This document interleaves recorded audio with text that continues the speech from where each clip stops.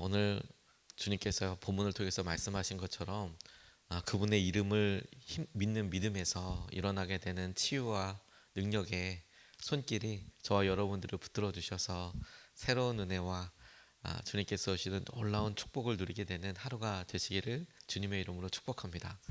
그의 이름을 믿는 믿음으로 우리에게 있게 될 일들 우리가 기대하며 나아가면 좋겠습니다. 날 때부터 걷지 못하는 사람을 걷게 하는 놀라운 일이 그 당시 있었던 것을 우리가 보았습니다. 베드로와 요한이 습관을 따라서 기도하러 가는 길에 보였던 성전 미문에 앉아 있었던 이 다리로 걷지 못하는 사람, 이 걷지 못하는 사람을 주님께서 주신 놀라운 은혜와 기회를 따라서 그를 일으켰습니다.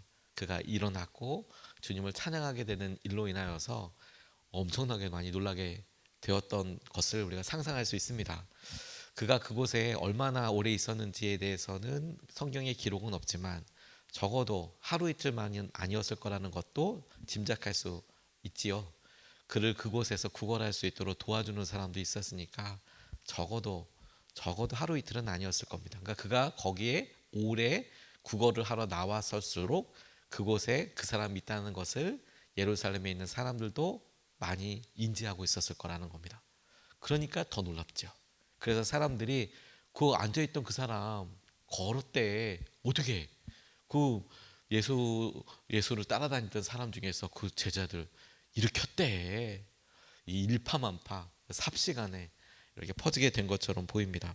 그래서 사람들이 솔로몬 행각이라는 곳에 모여서 어떻게 이런 일이 일어날까, 혹은 일어났나, 혹은 그 사람은 누군가, 이 일에 대해서 주목하고 그런 소유같이 막 사람들에게 막 이런 큰 일이 일어났다고 하는 그런 장면을 우리가 지금 보았습니다.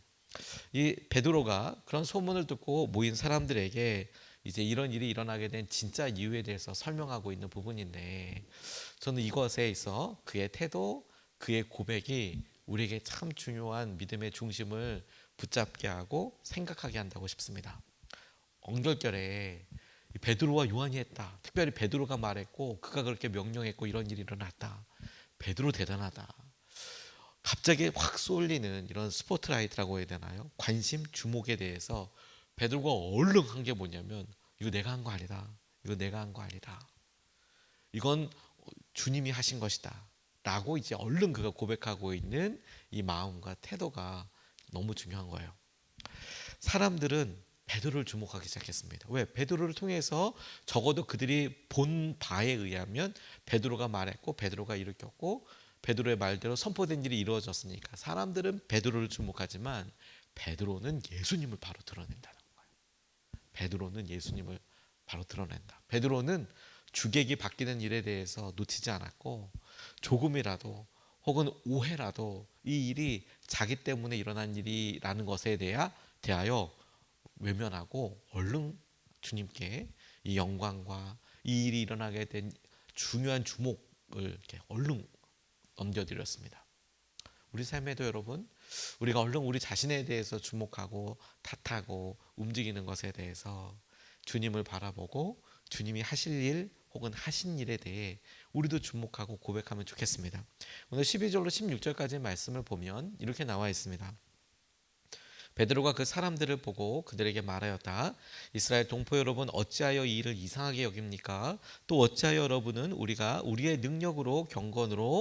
능력이나 경건으로 이 사람을 걷게 하긴 한 것처럼 우리를 바라봅니까? 아브라함의 하나님과 이삭의 하나님과 야곱의 하나님 곧 우리 조상의 하나님께서 자기의 종 예수를 영광스럽게 하셨습니다. 여러분은 일찍이 그를 넘겨주었고 빌라도가 놓아주기로 작정하였을 때에도 여러분은 빌라도 앞에서 그것을 거부하였습니다. 여러분은 그 거룩하고 의로우신 분을 거절하고 살인자를 놓아달라고 청하였습니다. 그래서 여러분은 생명의 근원이 되시는 주님을 죽였습니다. 그러나 하나님께서는 그를 죽은 사람들 가운데서 살리셨습니다. 우리는 이 일의 증인입니다. 그런데 바로 이 예수의 이름이 여러분이 지금 보고 있고 잘 알고 있는 이 사람을 낫게 하였으니 이것은 그의 이름을 믿는 믿음을 힘입어서 된 것입니다. 예수로 말미암은 그 믿음이 이 사람을 여러분 앞에서 이렇게 완전히 성하게 한 것입니다. 베드로의 고백입니다. 다시 한번 여러분, 이 베드로가 고백한 예수 그리스도의 이름을 믿는 그 놀라운 믿음이 저와 여러분들에게 동일한 능력과 은혜를, 우리 마음의 간절한 소원을 이루게 해주실 줄로 우리가 믿고 축복합니다. 사람들은 보이는 앞에서 일어난 일에 깜짝 놀란 거죠. 베드로가 말했으니까. 근데 이 일을 이루시는 하나님을 잊어버리기 일쑤입니다. 그리고 그 일의 당사자도 그렇게 하기 일쑤입니다. 쉽게 잊어버립니다. 이 일이 주님께서 하신 이름을 잊어버리게 됩니다. 베드로가 날 때부터 걸을 수 없었던 사람을 일으킨 일로 인해서 사람들이 그를 주목하자 베드로는 그들에게 자신을 주목하지 말라고, 이 일은 부활하신 예수님, 그 예수 그리스도의 이름을 믿는 그 믿음에서 일어나게 된 일이고 예수 그리스도를 통해서 일어나게 된 일이라고, 그가 말하고 고쳐 말하고 강조하고 설득하고 그가 할 수 있는 모든 것을 통해서 그렇게 주님을 드러내라고 하고 있는 이 일에 우리도 주목하고 우리 자신에게도 똑같이 물으면 좋겠다고 싶습니다. 제가 이 일과 관련돼서 특별하게 이렇게 어떤 주님의 시선을 경험한 적이 있어요. 가천대에 가서 설교를 할 수 있는 기회가 있었는데 종강 예배를 드릴 때 당시에 기독교 연합회, 동아리 연합회에서 이제 전도도 같이 하고 가천대 가서 계속 전도를 하다 보니까 전도할 수 있는 뭐 그런 전도를 오래 하다 보니까 사람들을 다 만나게 되더라고요. 선교 단체 간사님을 다 알게 되고, 그리고 그 단체들이 모여서 처음에 시작할 때 예배드리고 마지막 이제 종강할 때 예배드리고. 근데 그 종강 예배 설교를 부탁을 해서 이제 가서 설교할 수 있는 기회가 있는데 가서 이제 말씀을 준비하다 보니까 간절한 마음도 들고 너무 귀하다는 생각도 들고, 근데 문득 기도하다 이런 생각이 났어요.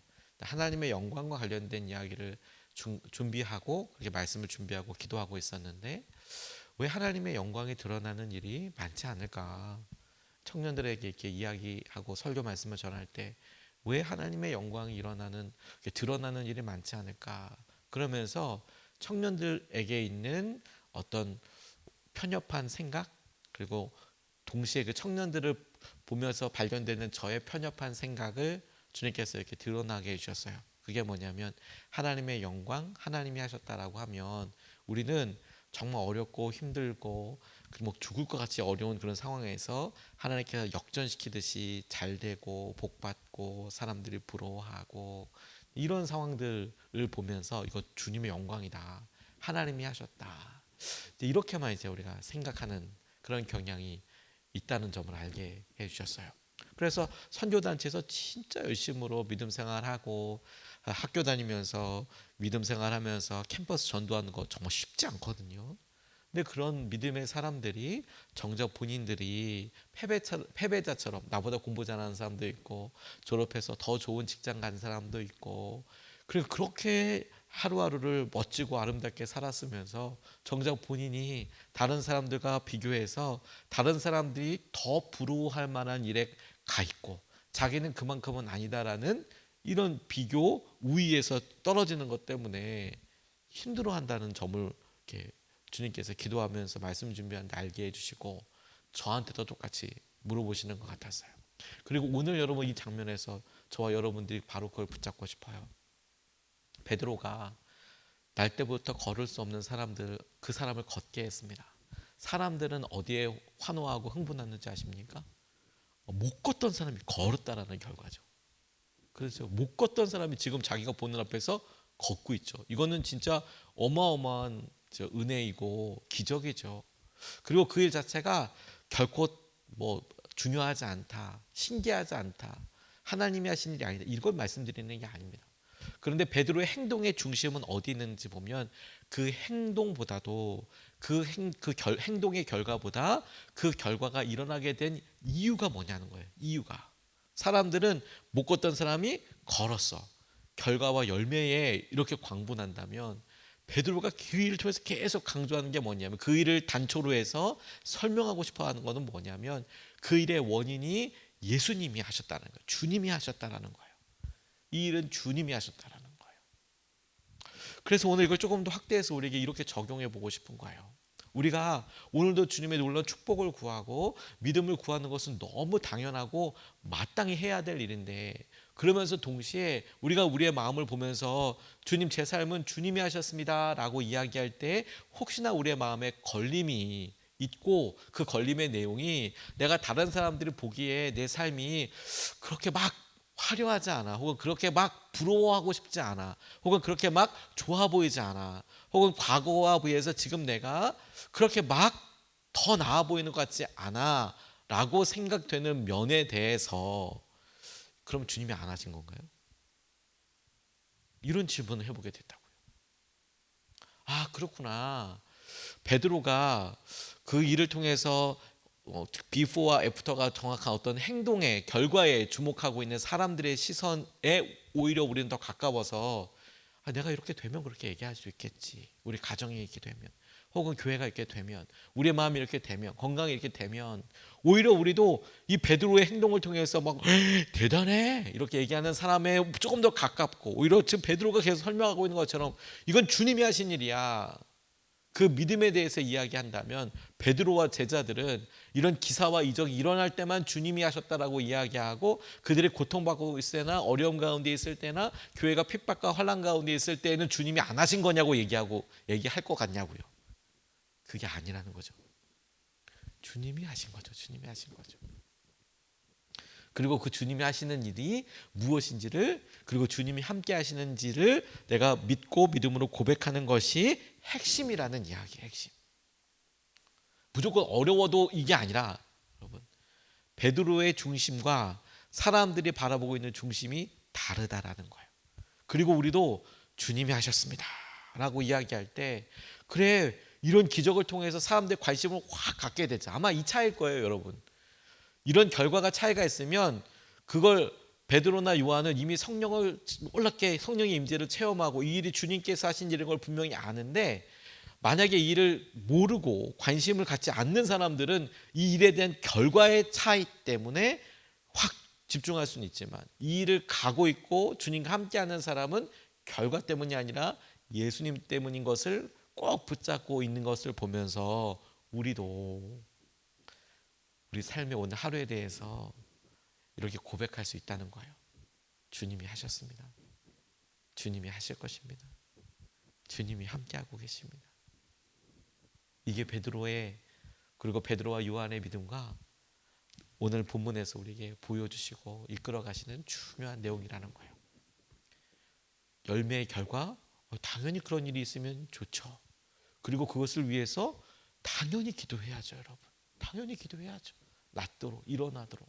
그런 기적과도 같은 일이, 혹은 그런 기사와 이적이, 주님의 이름을 높여드리는 일들이 당연히 일어나기를 소원하죠. 하지만 그 일을 경험하고 주님과 함께하는 사람은 그 중심을 보고 더 놀라운 은혜의 확장이 일어나게 되는 거예요. 우리 삶은 주님이 이끌어 가실 거예요. 주님이 하실 거예요.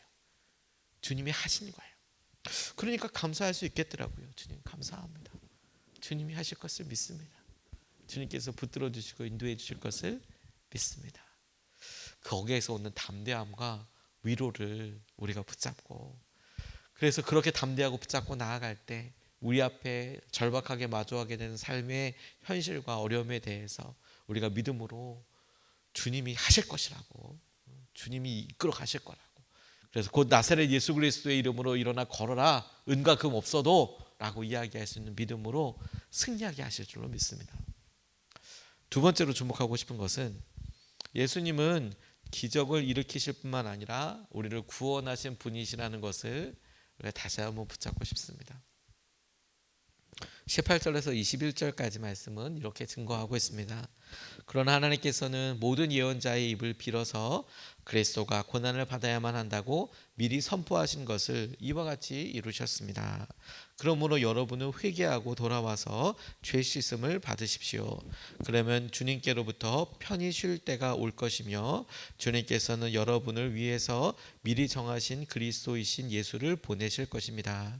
이 예수는 영원 전부터 하나님이 자기의 거룩한 예언자들의 입을 빌어서 말씀하신 대로 만물을 회복하실 때까지 마땅히 하늘에 계실 것입니다 라고 그렇게 고백하고 이야기하고 있습니다. 저는 이 말에 어제 말씀을 마무리하면서 말씀을 읽어가고 묵상하면서 참 큰 위로가 되었습니다. 예수님께서 고난을 받고 그리고 우리의 죄를 위해서 돌아가시게 된 일은 예언자들과 성경을 통해서 미리 알게 하신 것이다. 우리 잘 알고 있죠. 그냥 그 일이 우연으로 어쩌다 일어나게 된 일이 아니라 하나님께서 우리 모두를 죄에서 구원하시기 위해서, 구속하시기 위해서 처음부터 계획하셨던 그 일이 마침내 십자가에서 우리에게 드러나 성취하게 된 그 일을 우리는 알고 있습니다. 우연이 아닙니다. 하나님의 계획 가운데 그 일이 일어났습니다. 그리고 그 예수님께서 만물을 회복시키는 날이 반드시 오게 될 것이다라고, 그리고 우리가 편히 쉬게 될 날이 올 것이라고, 그리고 그 날을 위하여 그 예수 그리스도를 믿고 죄 사함을 받으라라고 이야기하고 있는 부분입니다.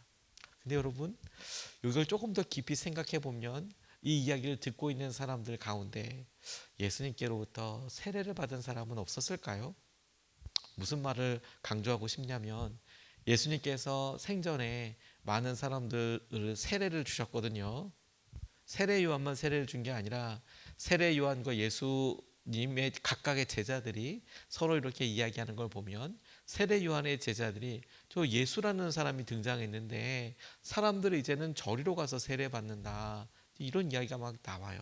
예수님도 세례를 주었던 것 같아요, 사람들에게. 그러니까 그 전에 믿기로 결단한다는 표현이었거든요. 그리고 그 중에는 제자들은 없었을까요? 이 이야기를 듣는, 그러니까 주님의 부활을 보지는 못했지만 난 정말 주님을 믿을 거야, 세례도 받았고 주님과 함께 따라다니기도 했고 그 기사와 이적을 보았던 사람도 있고, 심지어 오병이어 이렇게 기적이 있을 때 그 떡을 먹은 사람도 있을 수 있지 않았겠습니까? 지금 이 설교를 들었던 사람들 중에서.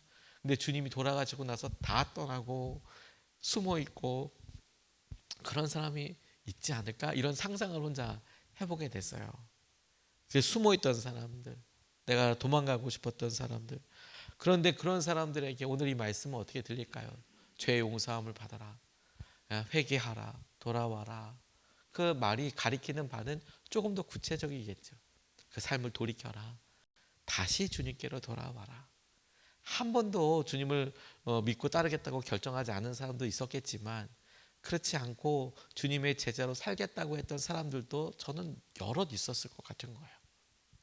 주님께로 돌아와라, 하나님께서 하신 놀라운 계획들을 이루도록 그렇게 나아가라. 그리고 여러분, 그런 사람들에게나 모두에게 동일한 구원의 통로이자 우리에게 주님께서 하신 놀라운 은혜에 주님께서 허락하여 주신 그런 기쁨의 약속이 우리에게 있는 것이죠. 그게 우리에게 힘이 되는 겁니다, 여러분. 우리가 돌아오고 주님을 더 붙잡고 더 간절히 따라야 하는 이유가 되는 것이죠. 그리고 저는 오늘 이 말씀에서 이 예수는 영원 전부터 하나님이 자신의 거룩한 예언자의 입을 빌어서 말씀하신 대로 만물을 회복하실 때까지, 이 말이 되게 마음에 와서 닿았어요. 만물을 회복시킬 때까지, 또 주님께로부터 편히 쉬게 될 때가 올 것. 주님께로부터 편히 쉬게 될 때, 이때가 언제냐? 만물이 회복할 때까지, 주님께서 우리를 편히 쉬게 하실 때까지, 다시 말해 이 세상의 마지막 날까지, 우리의 마지막 날까지, 이 세상의 마지막 날이 오던, 혹은 우리 개인에게 마지막 순간이 와서 주님이 다시 오실 날을 기다리며 이렇게 깊은 잠에 들어 그날에 깰 때를, 부활의 날을 기다리고 있을 때까지 주님께서 이와 같은 구원의 통로가 되실 거라는 거 아니에요? 근데 저는 이렇게 붙잡아지더라고요. 주님은 늘 마지막 날을 말씀하시구나. 마지막 날. 그리고 마지막 날이 생각보다 우리의 삶에서 가까이 있는 거구나. 가까이 있는 거구나. 우리가 당장 우리 주위에 여러 우리 사랑하는 어르신들이 과거에 우리가 보았던 분들보다 더 오랜 삶을 살게 되셔서 감사하고 기쁘기도 하지만, 근데 우리가 그렇다고 해서 안심할 게 아니라 우리 모두가 마지막 날을 반드시 마주하게 된다는 절박함은 다 있죠. 다 있죠. 그리고 우리가 그것이 현대의학과 과학이 발달해서 예전보다 기대 수명이 더 늘어나서 10년, 20년, 30년을 더 살게 되었다고 해서 안심해도 될 문제가 아니라, 우리는 주님께서 말씀하신 편히 쉴 때를 마주하게 될 거예요.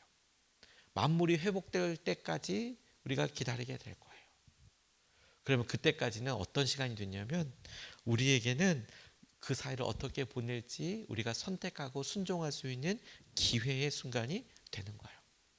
그리고 그 기회의 순간들마다 우리가 마땅히 선택해야 될 것이 무엇이냐면 우리를 구원하시는 주님을 붙잡는 거예요.